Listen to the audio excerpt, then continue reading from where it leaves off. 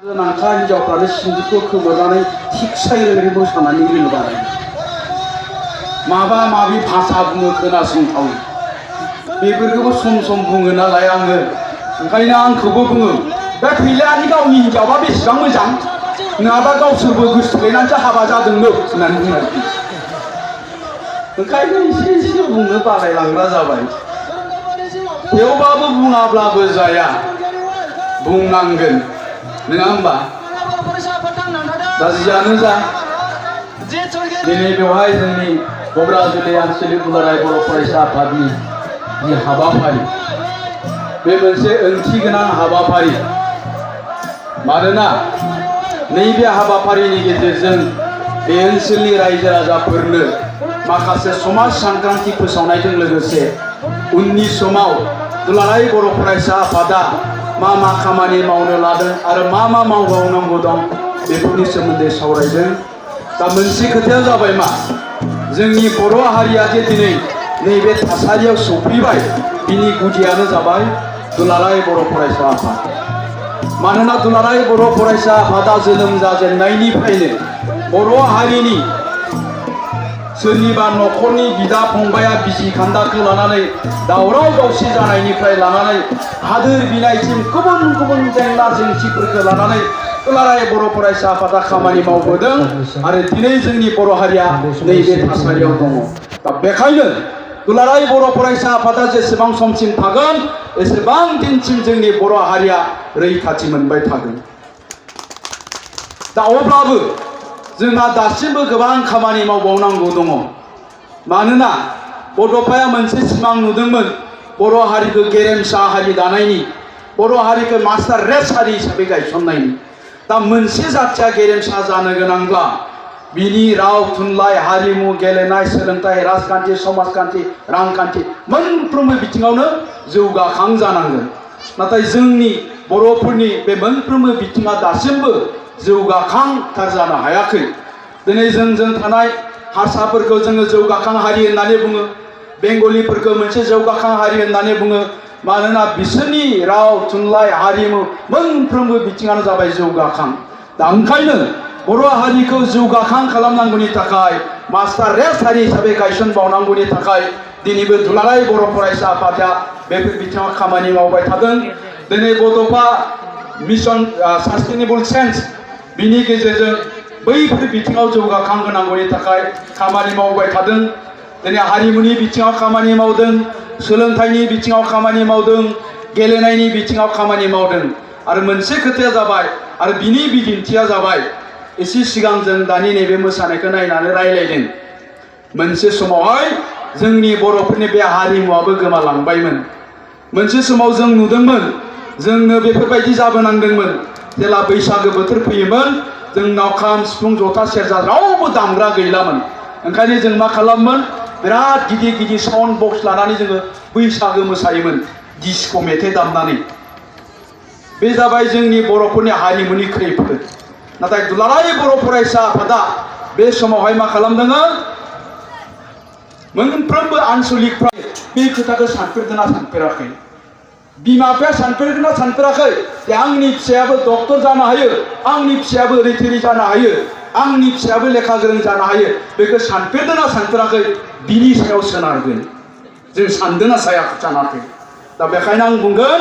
सानाखैब्ला जोङो दिनैनिफ्रायनो सिन्था खालामनो हायो मानोना जोंनि बे लाइमोनफोरनियाव जोंनि बे फरायसाफोरनियाव जोंनि फिसाफोरनियाव ओरैबायदि टेलेन्ट दं ओरैबायदि पावार दं बिसोर जा जानो गोसो बेखौनो जानो हायो बिसोर जा मावनो गोसो बेखौनो मावनो हायो बिसोर जा खालामनो गोसो बिसोर बेखौनो खालामनो हायो दा ओंखायनो जोङो बिसोरखौ खालामनांगोन आरो लाइमोनफ्रा फरायसाफ्रा जानो गोसो थानांगोन दा गोसो दंना गैया बिनि सायाव सोनारगोन दा आं बेखायनो बुंबाय फरायसा नोंथांमोनखौ लाइमोन नोंथांमोनखौ मैया नोङो मा सिन्था खालामदोंमोन बेफोरो गासिखौबो बावजोबनानै जों दिनैनिफ्राय गोदानै सिन्था खालामनो हायो हमनानै ला नोङो मैयानि एग्जामाव 20% मोनदोंमोन नों बेखौ बावगारजोब मानो 20% मोनदोंमोन नोङो जों सिन्था खालामबा नुगोन जेलानाखि जोङो फान्थाव बिफां गायगोन बे फान्थाव बिफां गायनायनि उनावहाय जों जुदि बे बिफांनिफ्राय आपेल फिथाइ नेबाय थाबा मोनगोन नामा फान्थाव बिफां गायबाय नोङो माला थायगोनलै आपेलालाय आपेल थायगोन बा फान्थाव बिफांनिफ्राय मालाबाबो आपेल थायनाय नङा बे फान्थाव बिफांनिफ्राय फान्थावानो फिथाइ थायगोन नों जे 20% मोनदों थांनाय एग्जामाव मानो मोनदों सिन्था खालामनानै नाय मानोना नोङो गोसो होनानै फरायाखै नोङो लेखाखौनो गोसो होनानै फरायाखै गतिके नोङो मानो 80% मोननो नोङो 20%खौनो मोनगोन दा बेखायनो आं बुंदोङो मैया नों मा सिन्था खालामदोंमोन मैया नों मा मावदों बेफोर गासिखौबो बावगारजोबनानै जों दिनैनिफ्रायनो गोदान सिन्था खालामनो हायो आंबो सासे डक्टर जानि आंबो सासे इन्जिनियार जानि आंबो सासे एडभकेट जानि आंबो सासे प्रफेसार जानि होननानै जों सिन्था खालामनो हायो मानोना मानसिनो सेन्स जानो थाखाय 3 सेकेन्डल' टाइम नांगौ 3 सेकेन्डनि गेजेरावनो जों सेन्स जानो हायो आंहा सासे लोगो दंमोन आंनि गामिनि उन्दै समनि लोगो उन्दै समाव जोङो एखे लोगो फरायनाय तारमाने बियो एखेबारे रोंथारामोन क्लास 6 सिम बियो बयनिबो उनाव थायोमोन बिनि रल नाम्बारा जिरायनायाबो बयनिबो उनाव जिरायोमोन मानो लावखार थाहैदोंमोन बे गाननाय जोमनाय गैयामोन स्कुलाव फैनो थाखाय ओंखायनो बोसोरसे गारनानै बियो लावखार थाहैदोंमोन आरो फैफिननानै गाननाय जोमनाय बायनानै बियो स्कुलाव फैफिनदोंमोन बियो क्लास 6 नि एनुवेल एग्जामाव बियो बयनिख्रुइ बांसिन नाम्बार मोनदोंमोन रल नाम्बार 1 जादों बियो आं रल नाम्बार 2 जादों नङाबा आं रल नाम्बार 1 जाबाय थायोमोन अब्ला आं सोंबाय बेखौ गोमोबाय माबोरै जाखो हरसेनि गेजेराव माबोरै सोलायखो आं सोंबाय बेखौ माबोरै जाखो नोंलाय नखल लानासो लिरदों नामाब्रा ना नोंहा जे मा नखल लालाबायो आङो थांखि लाबाय होननांगौ मा थांखि आङो पुलिस अफिसार जानायनि सिमां नुदों ओंखायनो आं दासान्दि गोसो होनानै फरायबाय दं नंगौ नामा आरो फैयै फैयै दिनै बियो सासे पुलिस अफिसार जाबाय क'क्राझाराव थायो दा बेखायनो बुंदों मानसिनि सेन्स जानो 3 सेकेन्डल' नांगौ दा बेबायदिनो साफ्रोमबो फरायसाफ्रा बेखायनो बुंदों आङो दिनैनो जोङो थांखि लानो हायो दिनैनिफ्राय जों सेन्स जानो हायो जुदि नोङो माबा मोनसे जानो गोसोब्ला आरो माबा मोनसे जानो गोनांब्ला नोंनाव सिमां थानांगोन थांखि थानांगोन नों जे स्कुलाव थांदों मानो थांदों नों जे लेखा फरायदों मानो फरायदों नोङो मिथिनो नांगोन नाथाय जोंनि गोबां फरायसाफ्रा जोंनि गोबां लाइमोनफ्रा दा आं जुदि बेवहाय सोङोब्ला नोङो मा जानो सानदों गोनो गोथो जायो मा जानो नागिरदों गावनो मिथिया सोरबा सोरबा खोन्थाथारनांगौनि थाखाय आर्मि जानो नागिरदों होनना बुङो नों मा जानो नागिरदों पुलिस जानो नागिरदों थ'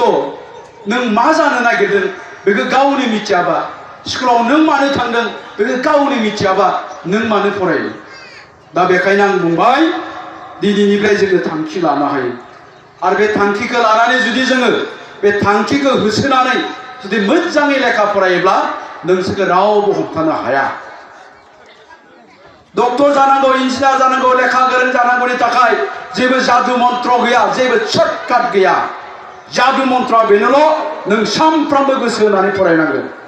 नोंनाव थांखि थानांगोन नों मा जानो नागिरदों दिनैनिफ्रायनो थांखि लानानै जुदि नोङो लेखा फरायोब्ला नोंखौ रावबो हमथानो हाया आरो बिनि थाखाय सेल्फ कनफिडेन्स थानांगोन आत्मबिश्वास गावनि सायाव फोथायनाय नों गावखौ बेसेबां फोथायो नों गावखौ बेसेबां फोथायो ना गावनि सायाव फोथायनाय दंना गैया नोंहा फोथायनाय दंना गैया दा फैगौ फेब्रुवारियाव जानो गोनां मेट्रिक फाइनालाव आं 85% लाखिनो हायो नोंहा फोथायनाय दंना गैया बिनि सायाव सोनारगोन खिन्थु आङो बुंदोङो नोंथांमोन साफ्रोमनियावबो बेबायदिनो साफ्रोमबो फरायसाफोरनियावनो बे पावारा दं बे टेलेन्टआ दङ फैगौ मेट्रिक फाइनालाव नोङो 90% लाखिनो हागोन फैगौ समाव नोङो सासे डक्टर जानो हागोन इन्जिनियार जानो हागोन दाना बे टेलेन्टखौसो जों बायजोआव दिहुनना लाबोनांगोन बे टेलेन्टखौ जों बायजोआव दिहुनना लाबोनांगोन दा बे टेलेन्टखौ जों बायजोआव दिहुनना लाबोनो गोनांबा माबायदि लाबोगोन नोंथांमोना मिथिगौ हेलेना दैमारिखौ मिथिगौ ना एक्ट्रिसखौ हेलेना दैमारि एक्ट्रिसखौ मिथिना मिथिया मिथिगौ हेलेना दैमारिया मडेलिं खालामोमोन जेला जोङो हायना मुलि 6 बानायबाय अब्लाथाय आं बेखौ गामि खाथिनिनो नालाय गुवाहाटीनिफ्राय लेंहरदों आं बेखौ लेंहरनानै बुंबाय जे नोङो एक्टिं खालामनांगौ आंनि बिमायनि फिसाजो जानांगौ ओमफ्राय आंजों गोसो जानांगौ बेनिफ्राय आं बुंबाय बियो आंजों जानाय नङा आं एक्टिं खालामनो रोङा होनबाय मानो रोङा बेलाय नोङो रोंगौ आं मिथिगौ नोङो नोंनियाव बे टेलेन्टआ दङ आं मिथिगौ बे टेलेन्टखौ आं नोंनि गोरबो सिंनिफ्राय दिहुननानै लाबोगोन बेयाव सिगनेसारल' होनो होननानै जर दबस्था एग्रिमेन्ट खालामदों आं एक्ट्रिस जानांगौ नोङो होननानै बिनिफ्राय शुटिं जाबाय दे गाब होनबाय आङो दे गाब होनायावबा बाय गाबनाया बिदि जायो नामा गाबनायानो जाया गाब मोजाङै गाबबाय दे गाबनाया बिदि जाया मोजाङै गाबबाय थां सोबागोन ना बानाखै एबार गाब गुबि गाबथारबाय रायजाना आं बिदिनो गाबनायनि एक्टिंआ जालांबाय सानसे बिदिनो गोनो गोथो जाबाय अखानायैनिफ्राय खिन्थु जेबो बुंलायनांसै गावनो गावनो हारसिङै खालामबाय थाबाय दाने बिनि गोरबो सिङाव हाबसोनानै थानाय बे टेलेन्टआ दा बायजोआव ओंखारबोबाय दा फैयै फैयै बियो बर'फोरनि गेजेरावनो बयनिख्रुइ साबसिन एक्ट्रिस महरैबो बान्था मोनबाय दा बेबायदिनो जोंनि साफ्रोमबो लाइमोनफोरनियाव साफ्रोमबो फरायसाफोरनियाव बे गोरबो सिङाव टेलेन्टआ हाबनानै दङ दा बेखौ जों बायजोआव दिहुनना लाबोनांगोन बियो बायजोआव माला ओंखारबोगोन सिगारेट सोबबा ओंखारबोनाय नङा सिगारेटजों गलांफागोनसो बारा उरायलांगोन बियो हा गान्जा सोबबा बे टेलेन्टआ ओंखारबोगोन नामा जौ लोंबा बे टेलेन्टआ ओंखारबोगोन नामा बे टेलेन्टआ ओंखारबोनांगौनि थाखाय नों गावनो मोनसे सेल्फ कनफिडेन्स लानानै थांखि लानांगोन आङो जानो हायो आं बेबायदि जानोसै आरो बेबायदि जानांगौनि थाखाय आं दिनैनिफ्राय गोसो होनानै फरायनोसै नोंखौ रावबो हमथानो हानाय नङा आरो बिनि सोलाय जुदि जोङो गोनो गोथो सिन्था खालामबाय थायोब्ला गावबा गावनि भबिष्यतखौ नाहर इयुनाव मा जागोन फरायनानै माबा मोनसे जायाब्ला गाबोन नोंनि दिनाव मा जागोन नों फरायनानै माबा मोनसे जायाब्ला दिनैनि दिनावथ' नोंनि गाननाय जोमनाय थानाय बेरायनाय पकेटाव जिखिनि 10 फैसा 20 फैसा दं गासिबो बिमा बिफानि रावनिबो नङा नाथाय मोनसे समाव नोंनि दिन फैगोन अब्ला नों मा खालामगोन दा बेखायनो आं फरायसा नोंथांमोनखौ बुंबाय जे नोंसोरनाव साफ्रोमनावबो बे टेलेन्टआ दङ बे टेलेन्टआ बायजोआव ओंखारबोनांगौनि थाखाय जोंनाव उखैनाय थानांगोन माबा मोनसे जानायनि उखैनाय जेरै नोंसोर ओंखाम उखैयोब्ला नोंसोरखौ ओंखाम जानांगौनि थाखाय रावबो जर जबस्थ' खालामनो गोनांथि गैया जेला ओंखाम उखैगोन नोंसोर गावनो बिना जागोन खुरना होग्रा गैयाबा गावनो खुरनानै जागोन जेला दै गांगोन नोंसोर गावनो दैखौ लोंगोन नोंसोरनो रावबो दैखौ जर जबस्थ' दौनो गोनांथि गैया थिग बेबायदिनो नोंनियाव माबा मोनसे जानायनि जुदि उखैनाय थायोब्ला नोंखौ फरायनांगौनि थाखाय रावबो जर जबस्थ' खालामनो गोनां खोथा गैया दिनै सोरबा जुदि जर जबस्थि फरायनो गोनां जादोंब्ला सोरबा सोरनिबा नारसिननायावसो जुदि फरायदोंब्ला नोङो जिउआव जेबो जानो हानाय नङा आं दा बेखायनो बुंबाय जोंनियाव जानो लुबैनायनि उखैनाय थानांगोन जेला नों उखैगोन नोंखौ रावबो जर जबस्थ' खालामनो गोनां खोथा गैया नोंखौ रावबो नारसिननो गोनां खोथा गैया नोङो गावनो फरायगोन गावनो नाजागोन फरायनाय आरो नाजानाया जेब्ला थागोन नोंसोरखौ रावबो हमथानो हानाय नङा आरो जुदि गोदाव सोराव जानानै थायोब्ला नोंथांमोननि नैबे ओनसोलाबो एखे रोखोमैनो थाबाय थागोन 50 बोसोर नङा फैगौ 100 बोसोरसिमबो नोंथांमोननि बे जायगाया बेबायदिनो थाबाय थागोन दा बेखायनो बेवहाय थानाय जेसेबां लाइमोन सेंग्रा सिख्लाफोर दङ बे ओनसोलनि दायित्वआबो नोंसोरनि बिबाना नोंसोरनि फाफ्लियावनो दङ नोंसोरनो बे ओनसोलखौ फोसाबनांगोन नोंसोरनो बे ओनसोलखौ जौगाहोनांगोन गतिके नोंसोर जोंनि भबिष्यत जोंनि ओनसोलनि जोंनि न'खरनि जोंनि जातिनि भबिष्यतआ नोंसोरनो इयुना नोंसोरनो दा नोंसोरनोब्ला नोंसोरो मोजां जाथारनो नांगोन नोंसोरो साफा साफा लेखा गोरों जानांगोन साफा साफा दैदेनगिरि जानांगोन साफा साफा थुनलाइगिरि जानांगोन साफा साफा गेदेर मानसि जाथारनांगोन अब्लासो नोंथांमोननि बे ओनसोलावबो सोलायनाय फैगोन आरो गार्जेन नोंथांमोनखौबो आं बुंबाय जोंनि गथ' गथायखौ मोजां खालामनांगौब्ला जोंहा बिमा बिफाया गोबांथार बिबान दङ नाथाय जोङो गोबां समावनो जोंनि बिमा बिफाफोरखौ बे गावनि बिबाननिफ्राय आनज्रायनानै थानाय नुदों गावनि गथ' गथायखौ मोजाङै जोथोन लानायनिफ्राय जानगाराव थानाय नुदों दा ओंखायनो जोंनि गथ' गथायफ्रा थाब थाब गाज्रि जायो थाब थाब जौ फाग्ला जायो थाब थाब सिगारेट सोबग्रा जायो देनद्राय जाग्रा जायो गान्जा सोबग्रा जायो बिनि दायनिगिरिया खिन्थु जों बिमा बिफायानो मानोना जोङो जोंनि गथ' गथायफोरखौ उन्दैनिफ्राय दानि बिमा बिफाफ्रा अथ'स' उन्दैनिफ्राय गावबा गावनि गथ' गथायखौ मोजाङै जोथोन लायाखै गथ'खौ अननायखौनो बिसोरो जोथोन लानाय होननानै सानदों गथ'आ जा नांगौ बेखौ होनायखौनो जोथोन लानाय होननानै सानदों नाथाय जोंनि गथ'फोरखौ जोथोन लानाया गथ'खौ अननाय गथ'आ जा बिदों बेखौ होनायानो नङा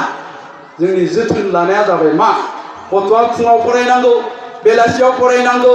मोनायावबो फरायनांगौ स्कुलाव थांनांगौ स्कुलनिफ्राय फैनानै बबेहाय गेलेहैदों सोरजों गेलेहैदों मा जाहैदों मा लोंहैदों जों बेखौ नोजोर होनांगौ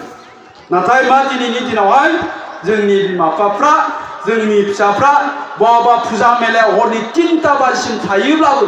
अखानायै बे फिसाखौ खुनु सोंफिना